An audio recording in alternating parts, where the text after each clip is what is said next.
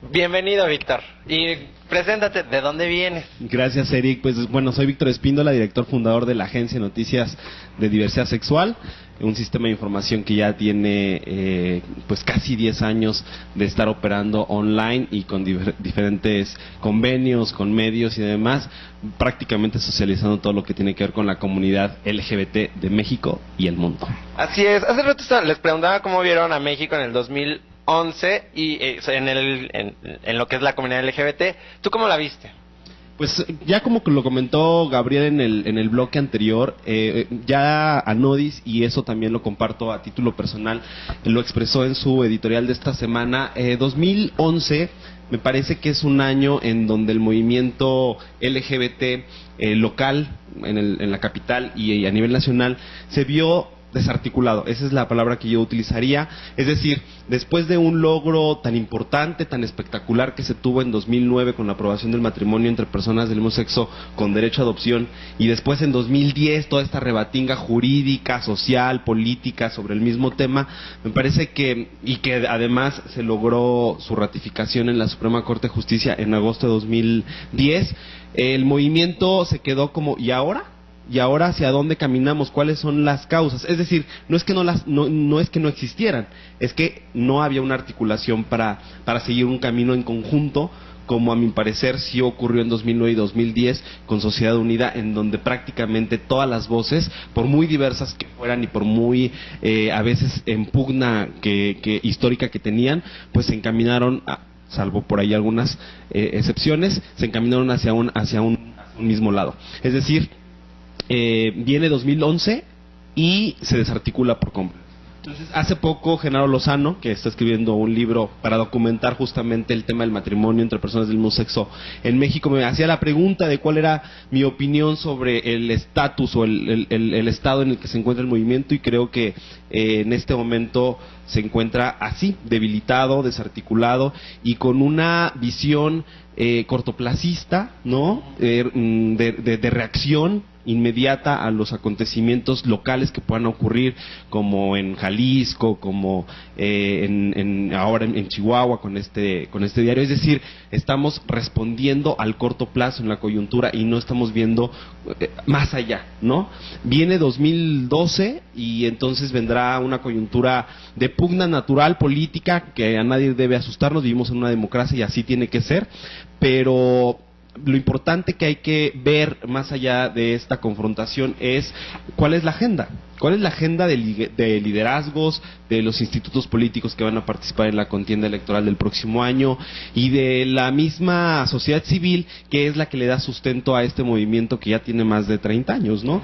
Entonces, en conclusión, 2011 fue, salvo algunos logros que ya mencionó Gabriel, pues sombrío para el movimiento LGBT. La marcha no tuve oportunidad de verla, de estar, pero conozco también que fue pues lo de todos los años, ¿no? Es decir, la desorganización a la vista. Así es. Y bueno, vamos a empezar ahora contigo con la lista de cuáles fueron las dos notas más relevantes este año. Bueno, coincido con Gabriel. Me parece que lo más relevante, sobre todo por el carácter jurídico que tiene, es la reforma constitucional en materia de derechos humanos. Tenía ya bastantes años que venía cabildeándose, negociándose. Las fuerzas políticas pusieron pues sus rostros a la vista, ¿no? El PAN concretamente, a pesar de que ya había pasado la primera minuta en el Senado de la República, en la Cámara de Diputados pues la modifica para cambiar pues una cosa tan elemental como es preferencia sexual en el artículo primero constitucional, para prohibir la discriminación por este motivo, entre otros. Y después de una rebatinga que se dio entre las fracciones parlamentarias, pues la buena noticia, y que además debo reconocer en este recuento que estamos haciendo ahora, que yo dudaba que podía ocurrir así, pues es que finalmente se impuso la razón y el Senado de la República, en la revisión de la minuta revisada, pues finalmente nuevamente agrega el texto para prohibir la discriminación por preferencia sexual, entre otras razones, en un rango constitucional, ¿no? Me parece que la segunda noticia relevante por la envergadura de la misma tiene que ver con pues los amparos que ganaron a título personal algunas personas en relación a la seguridad social para sus parejas, ¿no? Una vez que ya habían suscrito matrimonio, en el caso del Distrito Federal, Lolquín, por ejemplo, y su esposa, Judith, pues bueno, interpusieron un amparo ante el Poder Judicial y se concede el amparo para que se le pueda otorgar seguridad social, aunque todavía no está del todo concluido el proceso, justamente para evitarnos los amparos, es decir, para que de manera natural las instituciones de seguridad social en México, ISSSTE, IMSS y el Sistema Nacional, pues bueno, reconozcan las uniones y los matrimonios gays. Me parece que esas dos son las más importantes, pero yo agregaría una tercera, por curiosa, digamos, sorprendente, es decir, tiene que ver con el reciente descubrimiento de la laguna legal en el estado de Quintana Roo, y resulta que no era necesario modificar el Código Civil del estado para que los matrimonios entre personas del mismo sexo fueran posibles y legales, como ocurrió, ¿no? Me parece que esa fue una sorpresa y una lección además, es decir, ¿qué tan preparados estamos? Pero además, perdón que te interrumpa, que tiene que ver, era algo que al principio que se inició la discusión de matrimonio entre personas del mismo sexo en Ciudad de México, se planteó en las mesas, ¿no? Era algo que muchos activistas habían planteado desde hace años. Es nada más cosa de que nos vayamos y nos plantemos en el registro civil, y si en un registro civil una jueza, como la que pasó en este municipio de Lázaro Cárdenas en Quintana Roo, agarra y dice, pues sí, aquí no dice que no los caso o los uno en matrimonio, es meramente una cuestión de interpretación. Eso pudo haber pasado en la Ciudad de México. Digo, ya conocemos lo que pasó en la Ciudad de México. Pero Quintana Roo, por ejemplo, ellas tuvieron que estudiar todo el Código Penal y el Constitucional también para checar si podían hacerlo, y fue hasta que lucharon. Entonces, aquí también hay una ausencia de nosotros de apatía en saber nuestras leyes. Sí, claro, me parece que... De nosotros, todos. De la ciudadanía, sí, por supuesto, sí. Es lo que yo decía, que finalmente se convierte el caso en paradigmático por la lección que puede imponer a un movimiento, es decir, y lo comentamos incluso en la ruta que se siguió para la aprobación del matrimonio entre personas del mismo sexo en el Distrito Federal, es decir, cuáles son las rutas. Una, efectivamente, como lo cuenta Gabriel, era esa que fue, por cierto, la que se siguió en Argentina, por ejemplo, antes de que se modificara el Código Civil, que allí es federal y no local como aquí en México. Pues hubo por ahí alguien que sí en una localidad fue y dijo, yo me quiero casar, en la legislación civil no está la prohibición, entonces, y lo consiguieron, ¿no? Entonces, la lección de este último caso que menciono, caso Quintana Roo, es que tiene que ver nuevamente con mi idea, la del estado del movimiento, es qué tan desarticulados, preparados y qué poca profesionalización de las organizaciones y del movimiento, ¿no? Después de tantos años de estar en la lucha. Es decir, hay que ser críticos, ¿no? Me parece que lo que menos podemos hacer después de un logro tan importante como el de 2009-2010 es sentarnos en la autocomplacencia y decir, lo logramos y todo está perfecto. Es decir, hay grandes retos, y el principal, me parece, en el corto plazo, es colocar una verdadera agenda que trascienda a políticas públicas, que trascienda a códigos penales, que trascienda a censos, por ejemplo, y plantearla, ¿no?, a nivel nacional. Es lo que dice, descentralizar el movimiento, ¿no? Entonces, imponer o proponer esa agenda me parece que es el gran desafío y el gran reto, y no creo, lo digo con tristeza, que el movimiento esté preparado para hacerlo. ¿Y Guadalajara? ¿Qué pasa con Guadalajara? Jalisco, yo con Jalisco, de las 10 notas, creo que 4 son de Jalisco. Jalisco es particularmente complejo de entender, Guadalajara lo es más. La cantidad de antros, la cantidad de bathhouses que hay, de vapores que hay, la cantidad de oferta que hay es impresionante. Conforme al asquito que le produce al gobernador, la primera expo LGBT se realiza en Vallarta. Todo el mundo sabe que Vallarta es como el destino LGBT, al menos de México de allá afuera para México. La primera expo turística. No, la primera expo turística. Porque ya LGBT. En el DF fue la primera. Claro, pero la primera expo LGBT organizada por la Asociación Internacional de Turismo LGBT en Vallarta Solamente, así como tú me interrumpes, yo también te quiero interrumpir. Claro.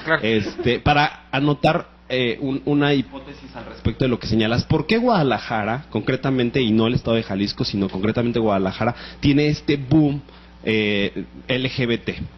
Es un proceso histórico que vivió la misma Ciudad de México, es decir, típicamente, y ocurrió en Toronto, ocurrió en Montreal, ocurrió en España, ocurrió en Argentina, típicamente como movimiento, como comunidad, como colectivo, como le quieras llamar, las personas de la diversidad sexual asumen una postura de aquí estoy, de visibilización, que tiene una traducción en establecimientos mercantiles, en baños, lugares de encuentro, en lugares de encuentro, en marchas, etcétera, etcétera, etcétera, etcétera.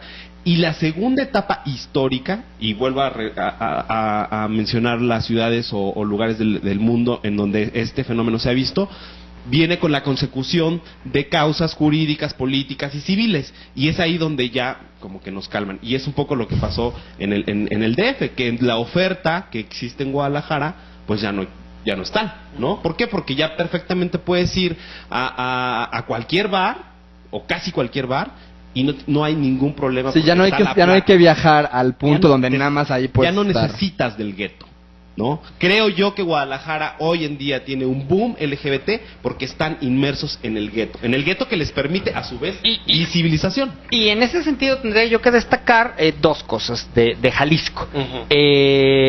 El asunto de que se aprobó vía una diputada del PRD, Olga Islas, si es que no estoy mal, el Día Estatal, y ahí sí tiene un nombre largo, ¿no? Muy jalisciense, Día Estatal por el respeto y las preferencias sexuales, pero vaya, se instituye con, obviamente, ¿no? Y muy congruentes con el rechazo de los diputados locales del PAN, pero bueno, finalmente pasa la iniciativa con votos a favor del PRD, del Partido Verde, del PRI y del PRD. Se instituye el día por el respeto a las orientaciones sexuales en Jalisco, ¿no? O sea, finalmente, ¿cómo se consigue? A través, y también habrá que decirlo, y segundo lo que decía Víctor, fueron 5 o 6 activistas los que estuvieron ahí como moviendo y al lado de la diputada, ¿no? Cuando en Guadalajara es un joterío que es espectacular, ¿no? Entonces, este fenómeno que sucede en casi todos los estados son 10 o 15 los activistas que mueven y que generan iniciativas, apoyados obviamente por actores políticos que las pueden llevar a cabo, pero fue exactamente lo mismo que pasó en el Distrito Federal. O sea, la gente inmersa sí, hay 150 organizaciones, pero la gente que estaba partiendo el lomo, cabildeando, peleándose con los diputados eran 20, 15, ¿no? Había reuniones de 10 gatos ahí, moviendo la iniciativa, evidentemente apoyados por diputados y por actores sociales. Pero ahí sí me llama la atención, y segundo lo que dice Víctor, del marasmo que hay de lo que comúnmente se llama como colectivo, comunidad, ¿no? Yo no sé qué tanto estén conscientes la gente de a pie, que no es del círculo rojo o círculo rosa, de las necesidades que tenemos en el país. Solamente para sacar de la seriedad un poco nuestra conversación, a un chiste que leí en Twitter decía: ¿por qué los Zetas, esta banda criminal sanguinaria, no ha logrado llegar a Guadalajara? Pues por las Jotas, ¿no? Ok. Porque les ganan las Jotas. Son hartas. Es que allá sí hay muchos. A ti te va muy bien cada que vas allá, ¿verdad? A donde sea. Pero bueno, vámonos a Estados Unidos, y creo que ahí también hay como cosas interesantes. Está Obama y Hillary Clinton. ¿O tú a quién tienes por allá? Yo tengo otra. Sí tengo lo de Hillary Clinton y Obama, pero tengo otra nota, que es la legalización del matrimonio entre personas del mismo sexo en el estado de Nueva York, después de varios intentos. El último me parece que había sido 2009, y finalmente en 2011, apenas unos días antes del fin de semana del Gay Pride, se legaliza. Y yo creo que se convierte en el séptimo estado del país en reconocer esta figura. Y creo que lo que da como mucho gusto es que el estado de Nueva York, específicamente la ciudad de Nueva York, es el lugar que muchos ubican o señalan como el lugar donde comenzó digamos, la etapa como contemporánea o la etapa moderna, no sé, del movimiento LGBT. Entonces, ¿por qué ahí no estaba, no había sido legalizado, ¿no? Y con con una característica muy especial que creo que no tiene ninguno de los otros 6 estados, que no hay restricciones de residencia. Es decir, los contrayentes tienen que ser ciudadanos norteamericanos, pero no tienen que ser residentes del estado. Y como sí se reconoce el matrimonio llevado a cabo en un estado en el resto del país, la gente puede ir y casarse ahí y regresar a vivir a Kansas o a donde sea, y su matrimonio es válido, ¿no?